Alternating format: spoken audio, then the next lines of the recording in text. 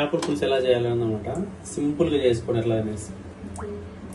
చింతపండు పులుసు అంటే దాంట్లో ఉప్పు, మిరప్పొడి, ధనియాల పొడి ముందే మిక్స్ చేస్తాం అనమాట.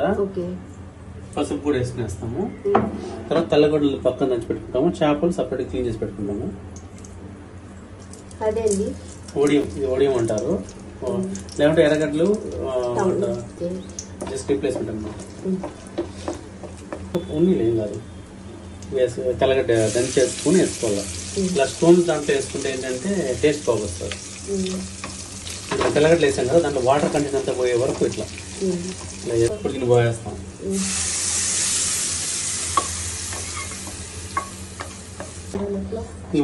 జస్ట్ ఉడికేంత వరకు అంతే. ఇది ఒక రకం చెప్పండి, ఎక్కువ ఫ్రైస్ దీని పేరు ఏదో చెప్పారు వాళ్ళు. ఒక బౌల్ లో చేంజ్ చేశారు కదా.